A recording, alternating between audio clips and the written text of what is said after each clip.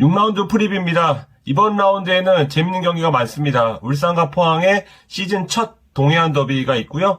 안익수 감독과 남길 감독의 첫 만남, 전술적인 대결 기대할 만하고, 그리고 조규성으로 엮여있는 전북과 김천의 만남에서 전북이 연패에서 탈출할 수 있을지 포인트가 될 것 같고요. 또 강원과 대구가 최근에 핵심 공격수를 잃었는데 그 공백을 어떻게 메울지도 이번 라운드를 통해서 나올 것 같습니다. 여러모로 재미있는 6라운드 프리뷰 시작합니다.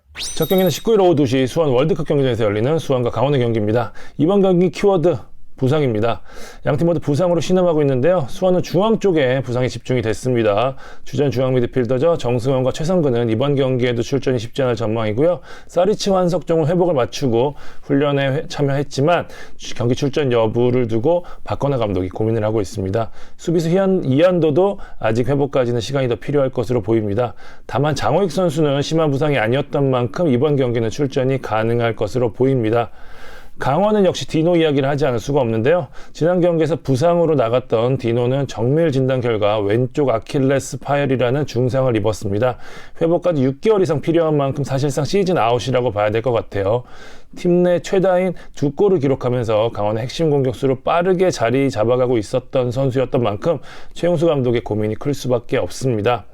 양팀 모두 주축들의 공백이 있는 만큼 이를 메워줄 선수들의 눈길이 갈 수밖에 없죠. 저는 수원에서 유재호 선수 주목하고 싶습니다. 지난 포항전에 후반 교체 투입 때 아주 매끄러운 패싱력을 보여줬거든요. 100% 패스 성공률을 보여줬는데 지금 수원의 가장 큰 문제가 중원에서의 정확성이나 창의성 부재라고 할 수 있잖아요. 이를 해결해 줄 수 있는 카드가 아닌가 싶습니다. 여기에 가장 공격적인 미드필더라고 할 수 있는 강영록이 파이널 서드에서 어떻게 풀어주느냐도 중요할 것 같고요. 강원은 역시 이정엽의 기대를 걸 수밖에 없습니다. 지금 강원 스쿼드에서 디노를 제외하고 가용할 만한 9번 자원은 이정엽 뿐이거든요. 더 과감해져야 된다는 생각이 좀 드는데 이정엽이 올 시즌 5경기에 모두 나섰는데 슈팅이 단 2개밖에 없어요. 움직임도 좋지만 지금 강원에 필요한 건 해결사거든요. 이정엽이 어떻게 플레이할지 좀 지켜봐야 될 것 같고요. 흐름면에서 수원이 포항과 비기면서 오름세인 반면에 강원은 잡을 수 있었던 팀으로 보였던 수원FC에 패했거든요. 일단 좀 상반된 분위기 속에 일단 수원과 강원은 최근 5경기에서 2승 1무 2패로 팽팽했습니다. 다만 수원이 홈에서는 강원을 맞아서 최근 5년간 6경기에서 3승 3무로 강했거든요. 수원 홈 징크스 한번 좀 주목해봐야 될 것 같고요. 수원은 최근 2경기에서 모두 선제골을 내주고 따라가면서 무승부를 거뒀는데 반면 강원은 선제골을 넣으면 절대 지지 않았거든요. 선제골의 향방에 따라 이 상성이 어떻게 유지될지도 재밌을 것 같고요.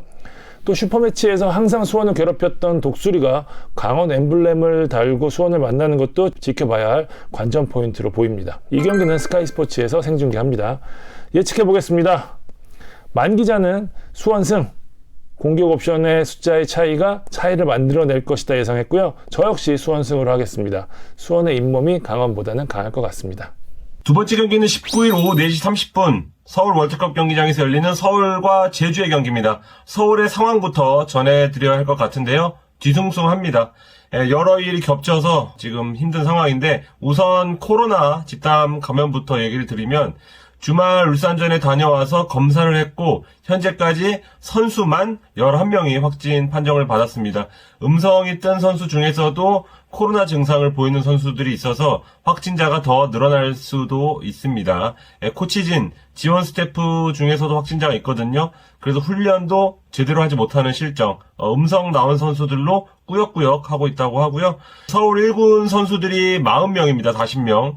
근데 확진자 11명에 부상자만 10명, 현재 부상 없는 음성자만 19명에 불과합니다. 연맹의 17명 이상이면 경기를 치른다는 규정에는 당장은 좀 부합을 하지만 추가로 확진자가 나온다거나 부상자가 나온다거나 할 경우에는 부상자로 엔트리를 꾸려야 하는 상황이 나올 수도 있습니다. 뒤에 얘기할 울산의 상황도 크게 다르지 않아 보입니다. 여기에 확진자가 나오던 와중이죠. 15일에는 협회 발표가 있었습니다. 울산 서울전에서 나온 결승골로 이어진 페널티가 오심이다. 제가 먼저 기사를 썼었는데 예견된 일이었습니다. 많은 심판들 입에선 오심이라는 얘기가 많이 돌았거든요. 경합 상황이냐 아니냐, 윤종규가 뒤늦게 뛰어든 거냐, 키킹이 맞냐, 이게 관건이었는데 심판소위원회는 경합 상황으로 봤고 오히려 서령우의 공격자 파울로 판단을 했습니다. 김희곤 주심이 정심을 번복하지 못한 것에 대해서 유감이다. 이런 표현 잘 안 쓰는데 유감이라는 표현까지 쓰면서 확실한 오심이라고 인정을 했습니다. 어쨌든 서울 입장에서는 그 골로 인해서 패배를 했고 아닉스 감독은 판정에 대한 불만으로 기자회견을 거부하면서 지금 벌금까지 내야 되는 상황이거든요. 여기다가 성적도 좀 안 나오는 상황에서 코로나까지 나오면서 여러모로 억울한 상황 그리고 답답한 상황이 이어지고 있습니다. 지금 주전급 중에 확진자가 좀 많은 걸로 알고 있기 때문에 만약 경기가 진행이 된다면 제주전 엔트리를 짜는 것도 좀 쉽지 않아 보입니다. 그런 상황에서 아무래도 제주를 상대로 조금 어려운 경기를 할 수밖에 없는데 제주는 확실한 상승세를 탔습니다. 지난 경기에서 주민규가 침묵을 깨고 시즌 마수거리골을 터뜨렸고요. 김주공이 가장 많은 팀에서 2골을 넣으면서 좋은 폼을 보이고 있고 링 선수도 어느 정도 적응을 좀 해가고 있는 것 같고 특히 수비가 미쳤습니다. 지금 4경기 연속 무실점입니다. 기록을 찾아보니까 제주 역사상 가장 오랜 기간 무실점을 한 게 5경기더라고요. 근데 그 5경기도 전 시즌과 그 다음 시즌에 어떤 이어지는 그런 5경기인데 단일 시즌으로는 지금 최다입니다. 남길 감독도 이 정도의 아마 무실점 연장은 많이 경험하지 못했을 것 같습니다. 이게 지금 여러모로 3백의 안정감도 있지만 지금 중원에서 잘 잘라먹는 것도 있고 지금 이게 얼마나 대단한 거냐면요. 슈팅만 30개입니다. 그런데 이게 어떻게든지 불규칙 바운드라거나 상대방의 몸에 맞거나 이런 식으로도 좀 골이 들어가길 마련인데 그것조차도 허용하지 않습니다. 지금 서울이 3경기에서 1골 넣고 있거든요. 이번에도 어려운 도전이 되지 않을까 좀 예상을 합니다. 최근 상성에선 제주가 앞서 있습니다. 3연승 그리고 7경기 연속 무패를 하고 있고요. 그런데 이제 아닉스 감독 부임 이후에 지금 제주를 처음 만나거든요. 그래서 이전 맞대결 전적이 큰 의미가 없을 수도 있다 이렇게 생각이 됩니다. 서울의 사정으로 인해서 이번 경기 키플레이어는 스킵하도록 하겠습니다. 예측을 해보겠습니다. 제주 승 가겠습니다. 흐름과 상성이 제주 승을 말하고 있습니다. 창 기자 역시 제주가 흐름을 탔다는 이유로 제주의 승리를 예측했습니다. 세 번째 경기는 19일 오후 7시 전주 월드컵 경기장에서 열리는 전북과 김천의 경기입니다. 3연패로 11위까지 추락한 전북은 일단 연패를 끊는 게 중요해 보입니다. 이번 경기에도 질 경우 2004년 11월 10일부터 2005년 5월 22일까지 6연패를 당했던 이래 첫 4연패가 되고요. 홈 3연패는 2007년 이후 처음이거든요. 이 치욕의 역사를 당하지 않기 위해서는 어떻게 해야 되냐? 일단 득점력 회복이 중요해 보입니다. 최근 3연패를 당하는 동안 단 한 골도 넣지 못한 게 지금 전북 공격의 현실이거든요. 호재라고 한다면 문선민과 바로우가 돌아와 측면에 숨통이 트일 예정입니다. 바로우는 15일 자가격리가 해제됐는데 바로 엔트리에 포함될지 여부는 좀 봐야겠지만 어쨌든 두 선수의 가세로 송민규가 고군분투하던 측면 자리에 여유가 생겼습니다. 이 두 선수의 복귀가 중요한 게 뭐냐? 전북 공격이 답답했던 이유 중에 하나가 쿠니모토 백승호가 볼을 잡았을 때 뿌려줄 데가 없었다는 거였거든요. 이 두 선수는 공간을 파고드는 유형이기 때문에 전북 공격에 숨통이 트일 전망으로 보입니다. 김천은 지난 경기에서 좋은 경기를 하고도 승리하지 못했거든요. 김천이 올 시즌 2승 1무 2패를 기록 중인데 올 시즌 승리하지 못한 경기를 보면 일단 다 원정 경기였고요. 두 번째는 득점이 없어요. 내용에서는 비긴 울산전을 제외하고 0대1로 패했던 대구, 인천전 모두 기회는 더 많이 만들어냈거든요. 결국 결정력적인 부분이 풀리지 않으면서 경기가 꼬였고요.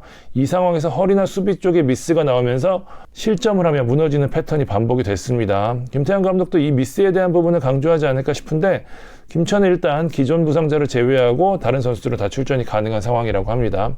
전북 김천을 상대로 대단히 강했습니다. 특히 홈에서는 통산 1패밖에 당하지 않았을 정도로 강했는데 최근 전력과 분위기 면에서 양팀 모두 많이 달라졌기 때문에 큰 참고자료는 되지 않을 것 같아요.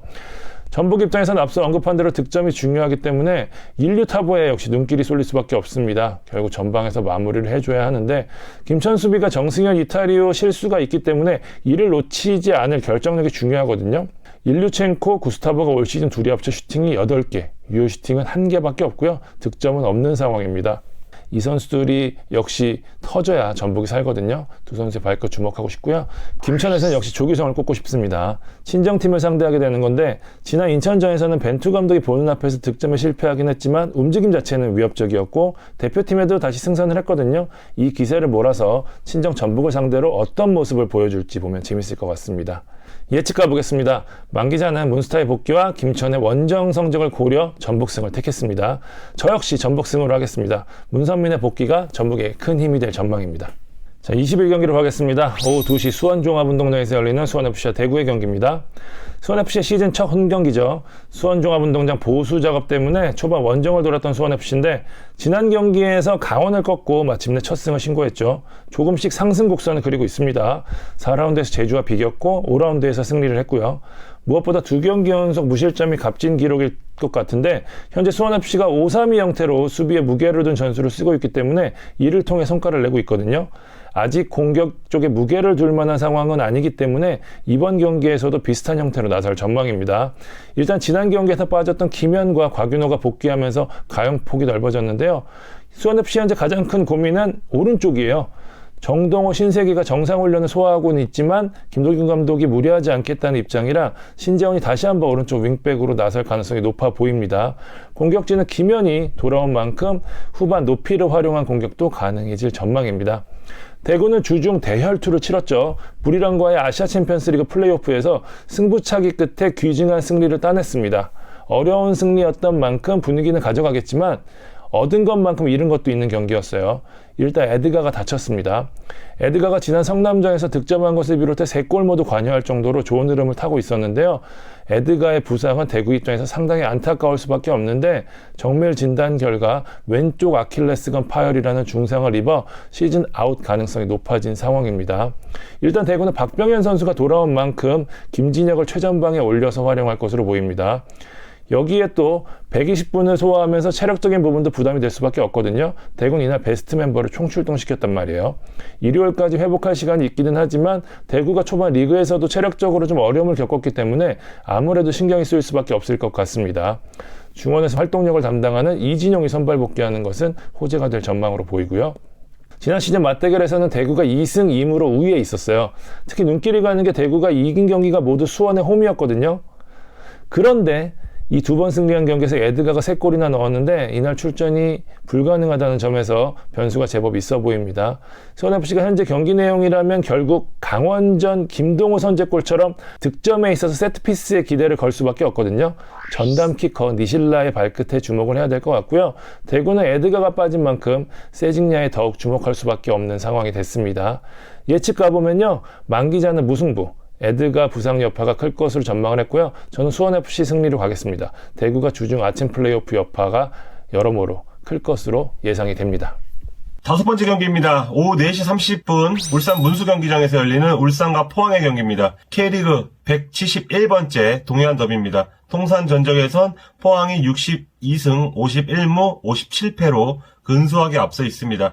지난해 맞대결에선 울산이 2승 1무 우위를 달렸는데 ACL 준결승에선 포항이 승부차기 끝에 울산을 잡으면서 결승에 오른 기억이 있습니다. 전력에 앞서는 울산이 전반적으로 최근에 우위를 조금 점하고 있지만 한 번씩 브레이크를 거는 팀 바로 포항, 정확히는 김기동의 포항이었습니다. 5라운드 기준 지금 울산이 선두, 포항이 2위거든요. 이런 점은 이번 경기를 더 치열하게 만든 요인이라고 좀 생각이 됩니다. 최근 흐름을 보면 울산은 그야말로 무적에 가깝습니다. 15일 열린 포토와의 아쳔 프롭까지 묶을 때 5연승 중입니다.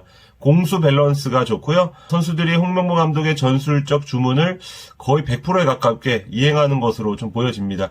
여기에 김영권이라던가 레오나르도, 엄원상, 아마노준과 같은 신입생들이 잘 녹아들고 있습니다. 그런데 이번 경기에선 풀스쿼드를 보기 어려울 수밖에 없습니다. 이날 경기에 가장 큰 변수로 보이는데 알고 계신 대로 울산은 서울과 함께 코로나 집단 감염에 골머리를 앓고 있는 팀이죠. 16일에만 7명의 선수 확진자가 나왔습니다. 포트전에 출전하지 못한 선수 중 다수는 확진자라고 보시면 될 것 같은데 지난주 토요일에 확진 판정을 받은 선수들은 다음 주 토요일, 그러니까 경기 전날 자가격리가 풀리지만 하루 훈련한다거나 아니면 훈련을 못하고 경기에 나설 수도 있거든요. 그래서 여러모로 정상적인 컨디션의 선수들이 몇 명이나 출전할지가 좀 관건이라고 할 수 있습니다. 포항은 16일까지 확진자 없이 경기를 정상적으로 준비하고 있습니다. 권기표와 같은 기존 부상자를 빼놓고는 사실상 풀스쿼드로 나설 수 있다는 점에선 울산과 다릅니다. 허용준은 컨디션 문제로 지난 수원전에 빠졌잖아요.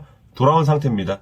완들손과 모세스도 훈련을 통해서 폼을 올리고 있는데 포항 내부 얘기를 들어보니까 만약에 두 선수 중 한 선수가 엔트리에 든다면 그건 완델손이 될 확률이 높다. 왜냐면 완델손은 입국하기 전에 풀타임 한 경기 뛰었거든요. 그만큼 몸을 어느 정도 만들어 놓은 상태라고 좀 보여집니다. 완델손이 오면 포항 팬들은 아주 크게 환영할 것 같네요. 키플레이어를 뽑으면 울산 선수 좀 조심스럽긴 한데 엄원상으로 일단 하겠습니다. 컵 포함 2경기 연속골 넣으면서 약점으로 지적된 득점력을 강점으로 만들고 있습니다.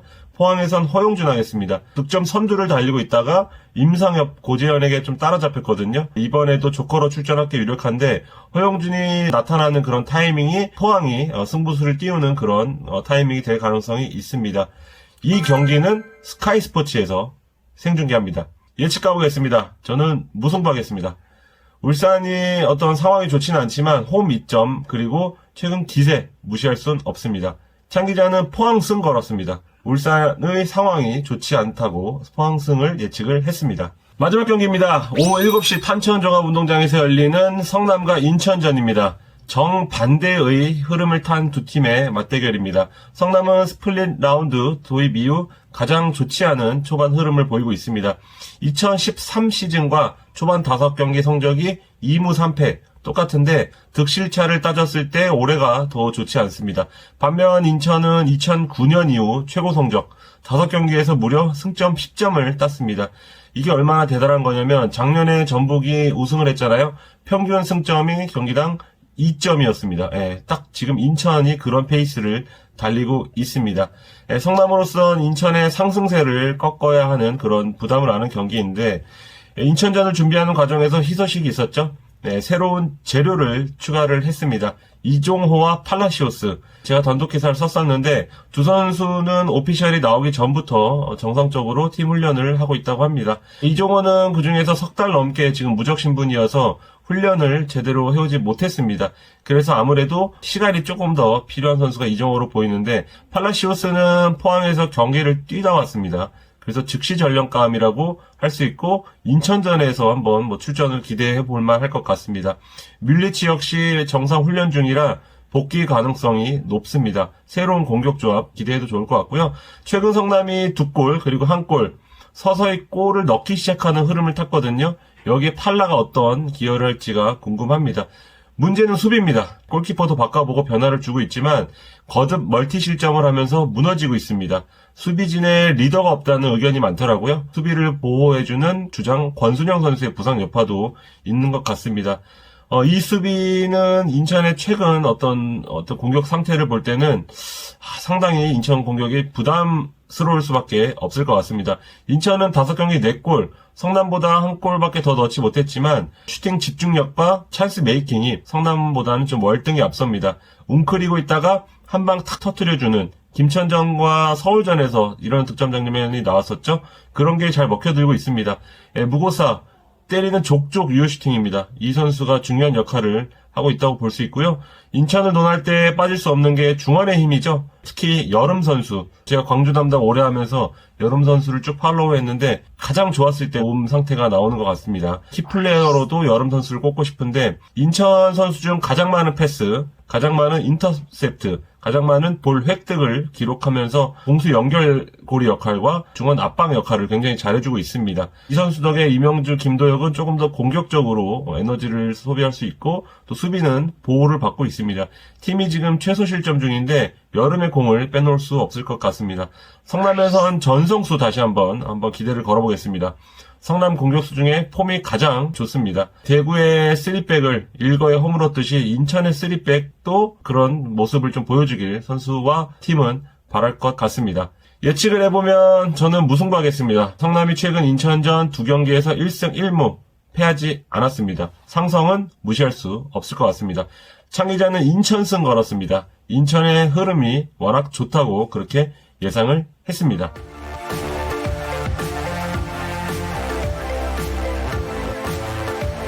지금까지 6라운드 프리뷰 해봤습니다. 저희는 다음 주 리뷰로 찾아뵙겠습니다. 지금까지 볼만찬 기자들이었습니다. 감사합니다.